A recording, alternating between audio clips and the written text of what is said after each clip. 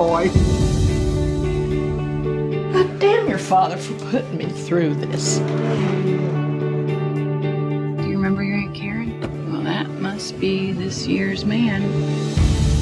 Soon you'll be gone, never to return. Don't start, Laura. Your father, you broke his heart when you moved away. That is wildly unfair. You were Beverly's favorite, you know that. I'd prefer to think my parents loved their children equally. I'm sure you prefer to think that Santa Claus brought you presents, too. I missed Uncle Beth's funeral. That doesn't mean anything compared to what you have in your heart. Bill, where are you living now? Beg your pardon? You and Barb are separated, right? Or are you divorced already? Is there a younger woman involved? You've said enough on this topic. Yes. Well, see, odds are against you there, babe. That's pleasant. In my day, families stayed together. I'm a man on fire, walking through your street with one guitar and two dancing feet. You supposed to be smoking? Is anybody supposed to smoke? What are you doing? Do I smell what I think I smell? Be a father. Help me. Our kid is trying to deal with this madhouse you've dragged her into. This madhouse is my home. Yeah, think about that statement for a second. Marriage is hard. That's one thing about Mom and Dad. You gotta tip your hat to anybody who could stay married that long. Karen killed himself. Thank God we can't tell the future. We'd never get out of it.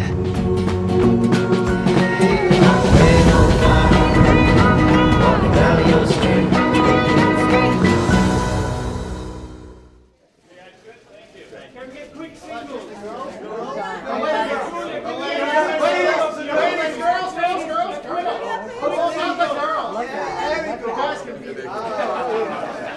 That's better. Ladies, this way, please. Thank you. To your right. Miss Roberts, to your right. Everyone to your right. Hey, son, head, please. Ladies, a couple more smiles this way, please. Thank you. There we go. And Julia, quick signal. Oh, wait. It's now my great pleasure to welcome the cast of the film Looper, Argo, Spring Breakers, Cloud Atlas, Hotel Transylvania. Silver Linings Playbook. It just feels like a real film festival for the community. It's very exciting for me to be here to support a film. I wanted to show Toronto the way I experience it. We want people to like our movies and understand them. What makes it really special for me is the fact that the audiences have responded the way they have. If I got lucky in the first two, this was the lottery. I feel like I hit the jackpot. I mean, I can't believe that I'm sitting at a table, flanked by these people. Every producer I've ever worked with is in that character. And a couple I invented. You have to be faithful to what they really were. But I certainly wouldn't, deign to think that we are godfathering anything. I do. And that's why he's got the beard. First nice thing the press have ever done. I was really happy to find out this is where we were coming. I said, I'm in. The festival of the people who live here. That was amazing.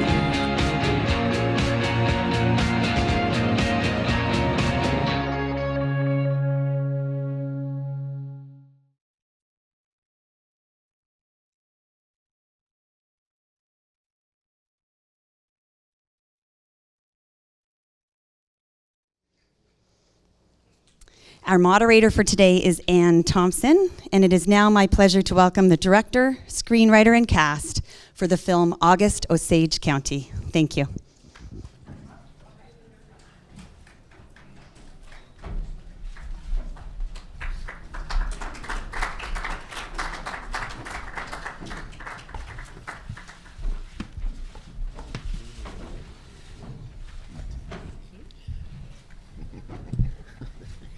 It's creepy quiet in here. Good morning.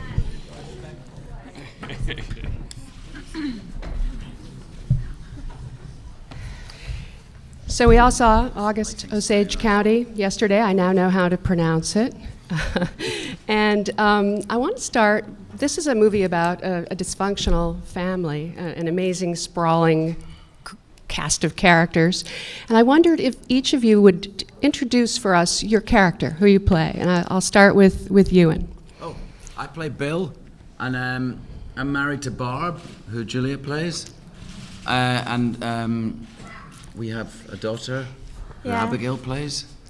And we're separated, but only very recently, or secretly. Yeah, I play Jean, their daughter. You pretty much explained it, so. I'm Juliet. I play Karen, a world of denial and insecurity as a sister. Is that it? Okay. For now. Okay. I play Ivy, the middle sister, the one who stays home. I play Barbara, the oldest and least appreciated of the Weston family. I play Steve Hubebrecht, who is, as well as Karen would say, I'm Karen's fiancé. Isn't that kind of how that comes up? Fiancé. Yeah, that's it. So a bit of an outsider in the story. Play Uncle Charlie, married to Aunt Meddy Faye, played by Margot Martindale, and younger sister, who's younger sister to Violet. And Violet is played, of course, by the great Meryl Streep. So I would like to go back down the row and ask, when did you first encounter Tracy Letts' Pulitzer Prize-winning play? And if you didn't ever see the play, when did you? What was your first reaction to the screenplay? Ewan. Poor Ewan. Am I going to be first every time? Yes, every time. No, I was familiar with the play's reputation only. I hadn't seen the play or read the play until I read the screenplay. And so that was my first answer. There's your opener. I hadn't seen the play, but I read the script, actually while I was in Toronto, but that was random, unnecessary. But yeah, and I just read it, and I loved the character and the story, and I thought it was amazing. I was aware of Tracy Letts, of course, as a writer, and in love with his words and stories, and then I read this script, and I always describe it as like light shone through the pages, and it was called me, and I was really excited to go up for it and be involved. It's really rare in this business that you find material this special and complicated, and so it's really thrilling to be a part of. I had the great fortune of seeing it on Broadway 5 years ago, and I thought it was the best thing I had ever seen. And I laughed and I cried, and at the end of the 3 hours, I didn't want to leave my seat. So when I read the play, I thought, I didn't think I had any chance of actually getting to do it, but it was a huge thrill and remains a huge thrill. Tracy's work was and is incredible. So. That's what I was going to say. Everything Julianne Nicholson just said, she read off my paper. Because I saw the play and I loved it, and I couldn't, you sit in your seat and think, wow, my life will never be the same again. And having spent time now with this cast trying to take this incredible play and make it into a movie, my life will never be the same again. Dermot, follow that. Okay. No, I did not have the pleasure to see the play. And I was just thinking, I've never played a role before that other people have played. So I talked to Tracy a little bit how the two great actors played this role, Brian Kerwin and Gary Cole. So it's an honor to follow in their footsteps in this role. So no, I hadn't seen the play either, but when approached by John Wells, certainly grabbed the script and read it a number of times. The first read through told me that this is the kind of playwriting that got me interested in acting in the first place. It's a great, great study of human behavior.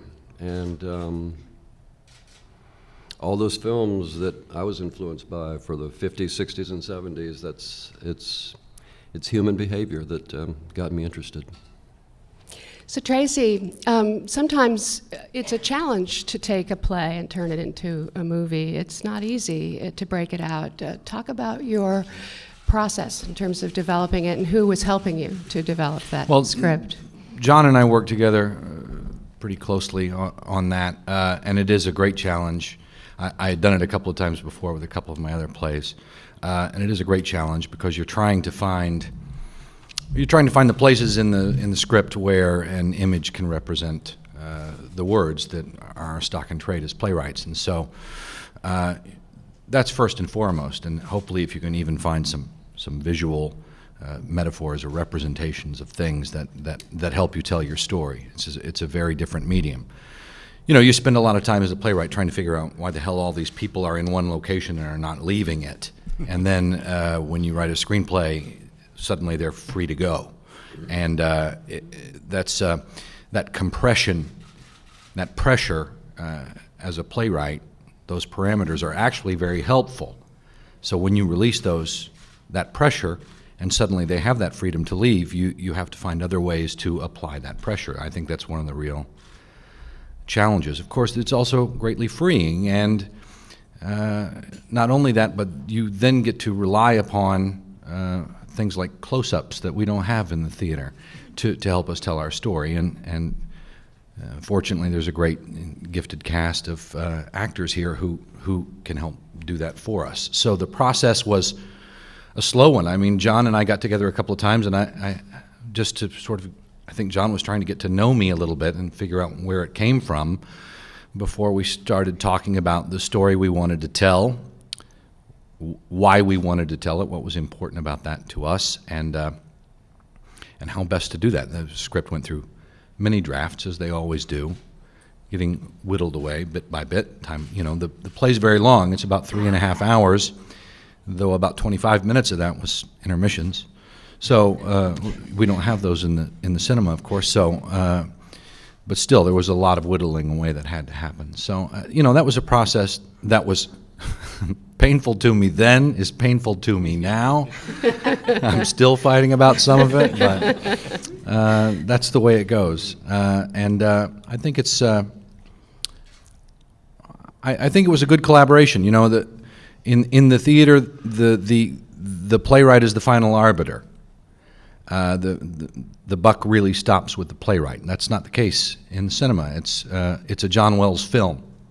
That's the way it is. That's the way it must be. And I recognize and respect that hierarchy. And so once we started working on the film, I felt, and I said to John many times, I'm here to try to help you make the best movie you can make. So, John, talk about the other arbiter, Harvey Weinstein, and what is the relationship of George Clooney and Grant Heslov to this production? Well, Tracy can help a little bit with the Grant and George of it all. They had seen the play on Broadway, very much wanted to develop it as a film, and Harvey and the Weinstein Company had participated in producing the play on Broadway, and had the right to match another offer, as I understand at the time. And they did. And so George and Grant, we go back a long way. We've known each other a long time, and they were disappointed that they didn't get to do it. And when there was a screenplay that was finished, Grant ended up reading it and sort of calling me and saying he really thought it had been successful, and did we need any help? And I called Harvey about that, and he said, yeah, that'd be great. So they came on and were very helpful throughout the process for us, and that's that way that oftentimes these projects sort of come together. You know, you think you're no longer involved in something. I saw the play on Broadway twice just as a fan. I went back and saw it a week after I saw it the first time because I felt there was no way that I had seen everything I needed to see, but with no expectation that I was going to be involved with it. And when it first came up, it scared the hell out of me, the whole idea of being involved with it, because I consider it to be one of the great pieces of American stage literature over the last decades.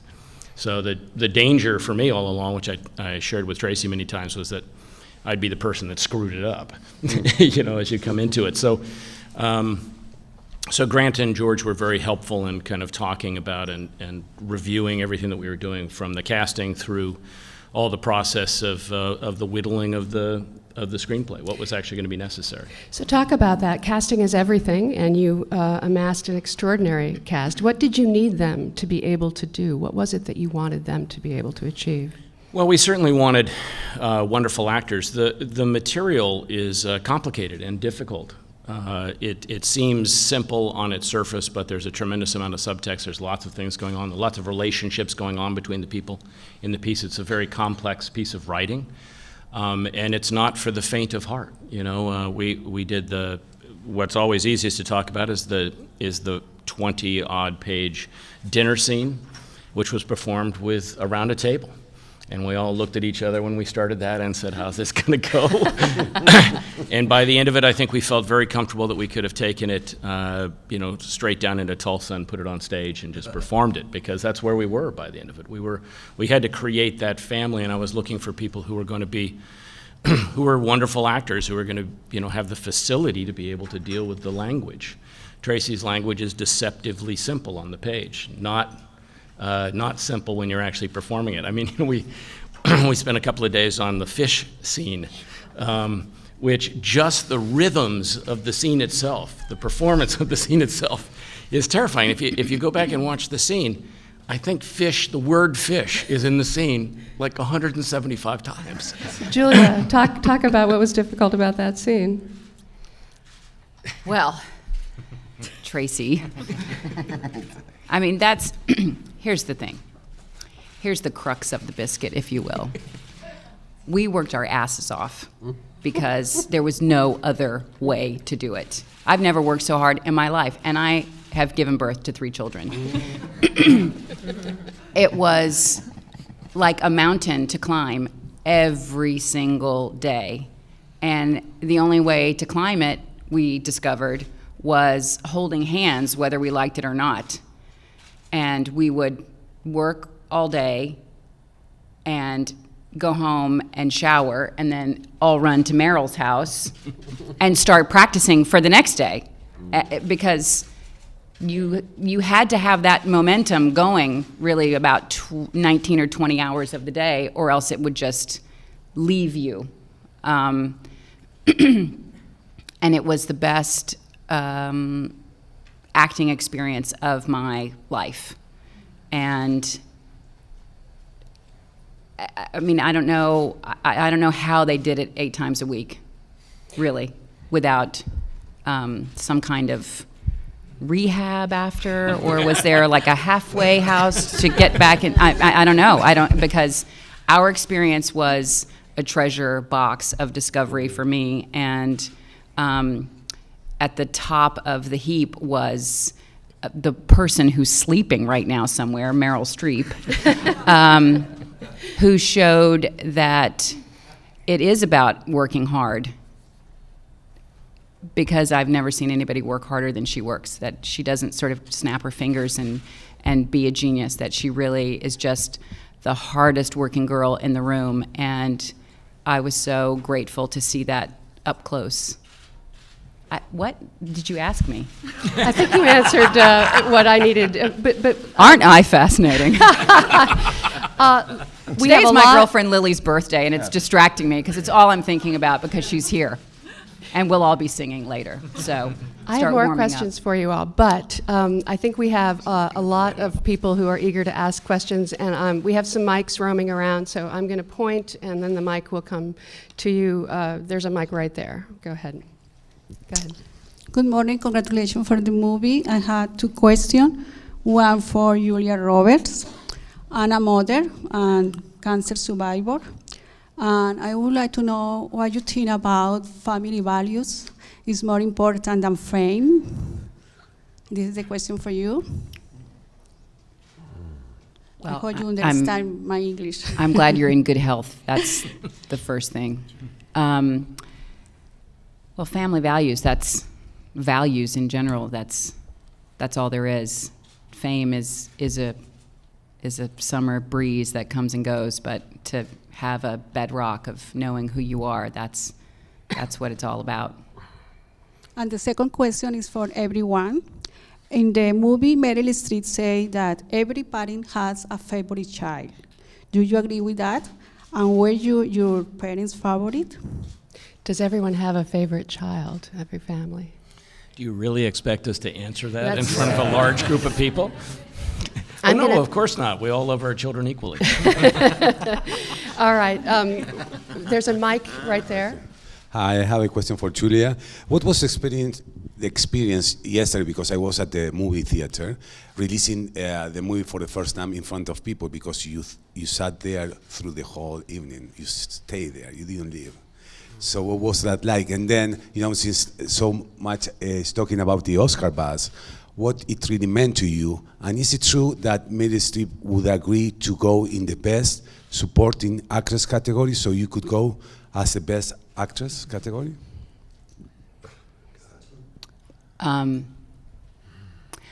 Wait, let's go back to family values. Well, I sat there last night because I hadn't seen the movie. I wanted to see the movie, and I sat between these two. Isn't it funny how we keep ending up like this, the three of us? And I think I cut off Dermot's circulation, just squeezing his hand with excitement and thrill to see what everybody did, because it's such a great ensemble. And even though there were a lot of scenes that we were all in together, to see, my favorite scene in the movie is the bus station with Benedict and Chris. That's my favorite. Just watching it last night, it was my favorite scene in the play. It was my favorite scene when I read the screenplay, and to watch the way that they did that. It's heartbreaking when you pull your comb out of your pocket. I could just have on too much makeup right now to keep talking about that scene, but that's why you want to go and see what your friends did so perfectly. It's great. I loved watching the movie last night, and I thought the audience was it was just great to have that much energetic support, to be led by everyone watching the movie last night into such a rapturous feeling was something I'll never forget. And the Oscar buzz? I don't know.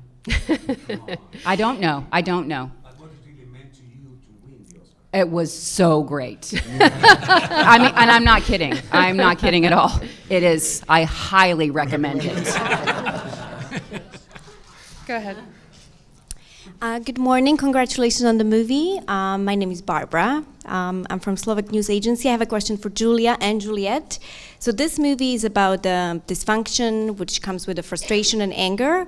What do you do in your personal life to vent angeriness or frustrations? Thank you. Act.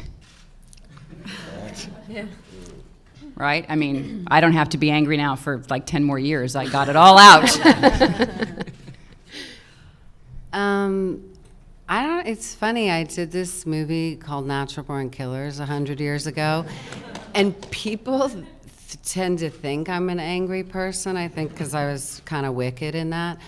But it takes a lot to get me angry in real life.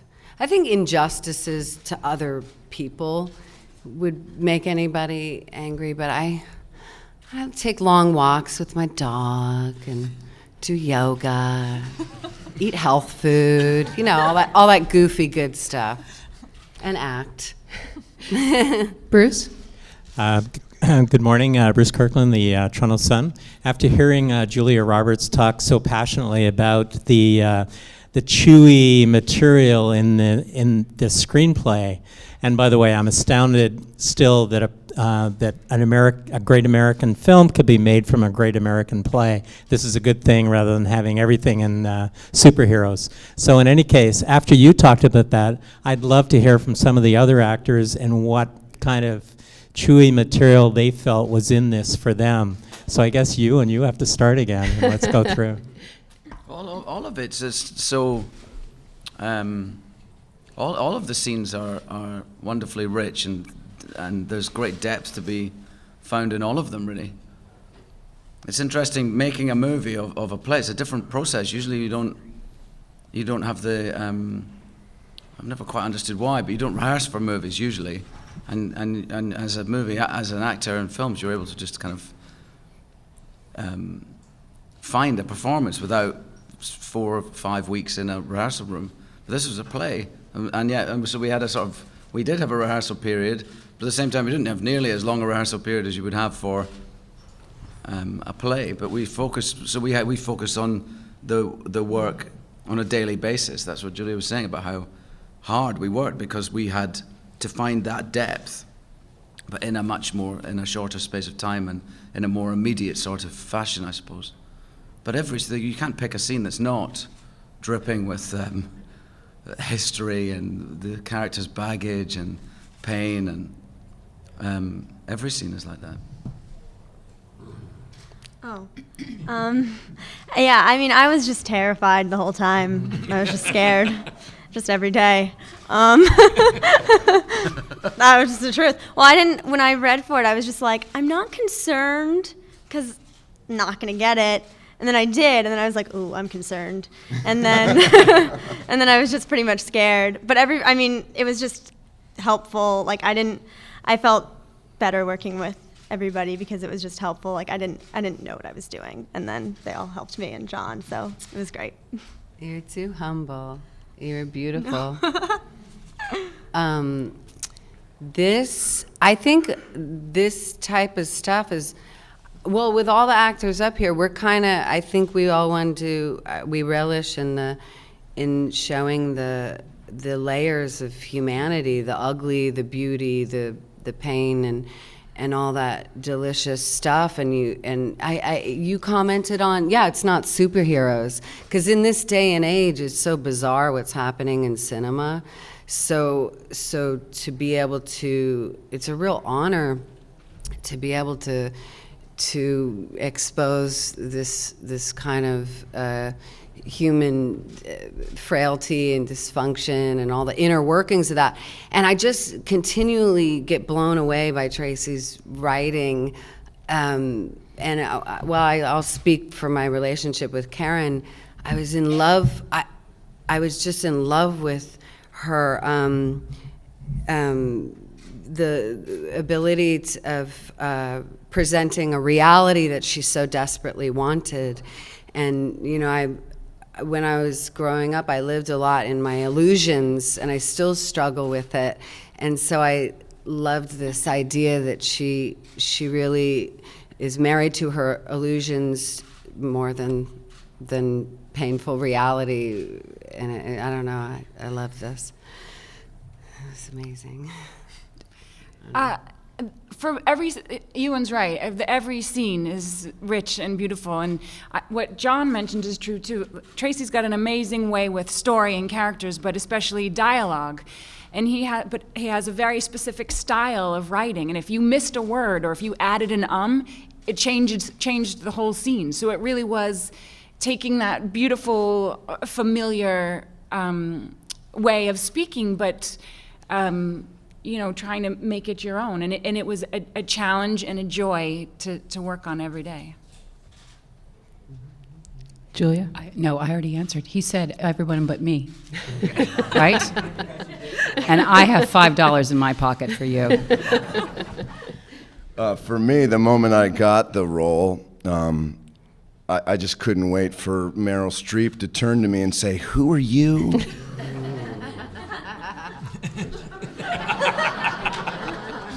No, I think what I mentioned earlier, I mean, this is the kind of material that got me interested in acting in the first place, and then to come along and having known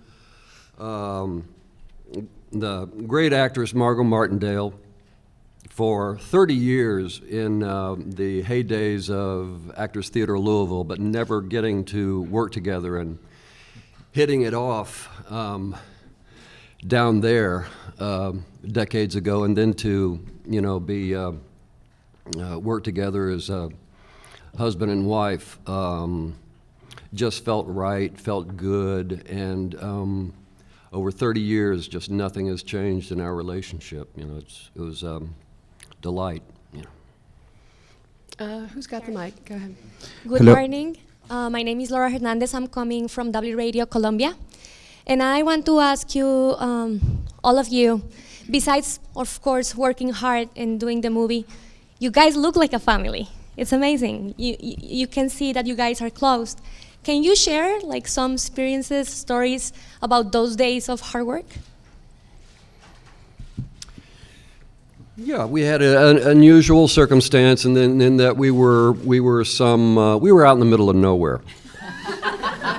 And there was hotel accommodations were hard to come by, so God bless them, they found these newly finished condos, And everybody was right next door to each other and running into each other every day, and we'd have potluck dinners. People would bring things primarily over to Meryl's apartment, and she was such a sweetheart. And you know, and this was about this time last year, so everybody was watching the presidential debates, and good Lord, I think a hurricane hit some of these actors' homes in New York, and we were watching it on TV, but sure helped to give a feel of family, you know, offset. There was also a lot of attempts to actually mirror behavior, to study each other, particularly Meryl and some of Sam's thing. And one of the things I was fascinated by was all of the actors who played members of the family beginning to pick up the rhythms of what she was doing, which is what we do with our parents. And those things are subtle, and even if you don't necessarily look exactly like your parent, you smile the way your parent smiles. You grab your cup of coffee the same way. You brush your hair the same way. That's where you learn it. And all of those little bits of behavior and the familiarity that everyone grew to know each other and care about each other. And being in this lovely small town, and then shooting completely in one house that wasn't a set, that we purchased out in the middle of Osage County and actually rebuilt the house for what our needs were, meant that we were there the whole time. We were all on the set and in the place and in the kitchen and in the bedrooms the whole time. So everyone worked very hard at it.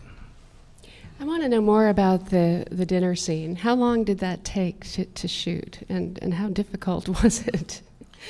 Well, it took less time than we expected to. I think we were all a little amazed when it was finished, and delighted to get away from that table and that chicken that was sitting in the middle of the table the whole time.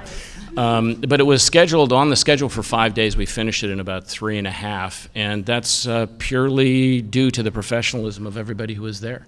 Came ready to. When actors come prepared, it makes all the difference in exactly what your day is going to be. And so from the first day, everyone was completely off book for the scene.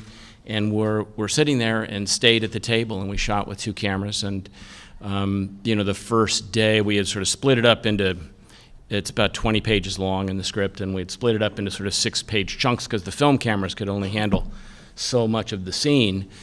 And when we first started rehearsing it, Meryl sort of looked at me at the point at which I had said we were going to stop, and she gave me a wink, and she kept going. And everybody else is like got their sides under the table and are trying to keep up with Meryl, who just kept going. I think she went for almost the entire scene, or it's the story of our lives, keeping up with Meryl. And we had a good time. We stayed. People stayed in it. I think we were all frightened of it to begin with, and it actually ended up being my favorite scene and my favorite days on the set, because everybody was there. Say grace for us, Chris. No.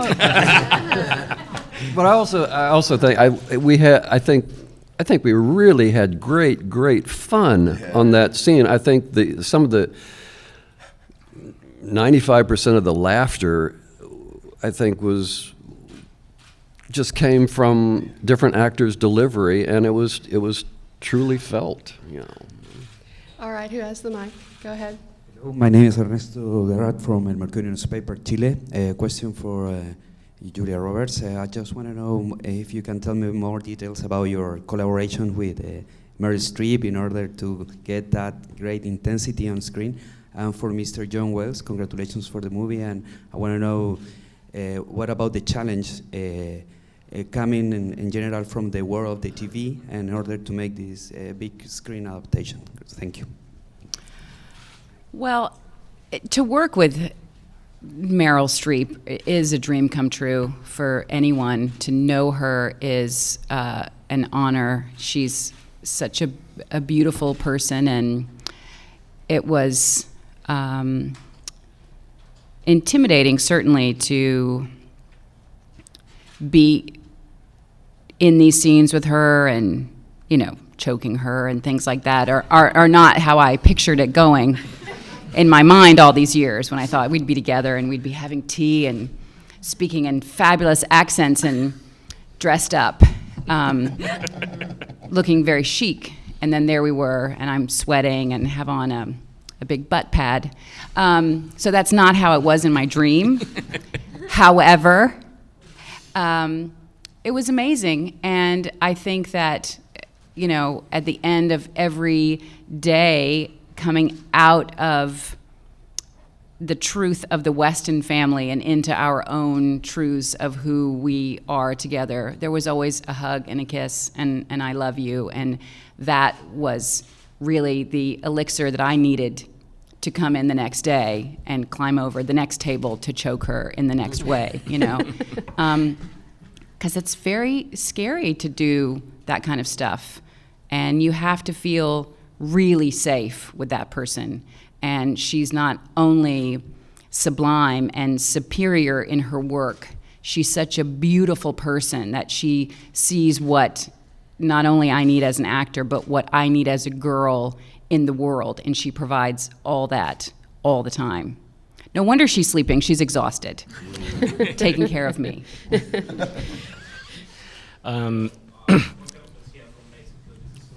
Julianne and Julia, what did you... Isn't that hard to say? Imagine what John went through. Why did he cast the three of us? Juliet is like a group. It's a jubilee. Yeah, that's good.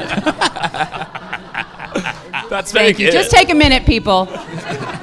Enjoy that, because it's hard to say too. It's very good. Yeah, thank But you. I guess I said it okay. What did you learn from your characters as a human being that it's going to be helpful or are you going to use for your personal life? Julianne, middle sister, take it. What did I learn from my character? Don't fall in love with your brother. Spoiler alert. No. Yeah, mostly that. I learned, I mean, I don't know, you learn something from every character you play. Just to immerse yourself in someone else's experience is eye-opening and enlightening, and I'm sure I've learned lots of things that I couldn't put into words right now. The thing that I do know is just learning so much from this amazing group of people, and just seeing that preparedness that John mentioned, and energy and generosity that you don't, I want to say always, but I'm going to say often, find. And so just starting with her, you know, the first day, just being so, I just, you know, I was terrified coming into this group of people, and everybody was so lovely. And it's how you get your best work, is when everybody's there supporting each other. And I think just being around them just showed me so much that I'll take on in every job I do now. Oh, no. I don't know. I relearned that acting drives me insane. So that's exciting, but I'll keep at it, I think, for a bit. But I just want to say, John, this is a real luxury what you provided for us. We got to tell our stories with each other, and our rehearsal period I just treasure, because you don't get it very often. And yeah, we really tapped into our character's nature and stuff. But what did I learn? Yeah, pretty much that drives me crazy. On that note, we have to stop. It's all over. Thank you so much. What did I learn? That I like being the oldest. I'm not the oldest in my family. I'm the youngest, and being the oldest is better. Thank you all very Thanks much. so much. Thank you.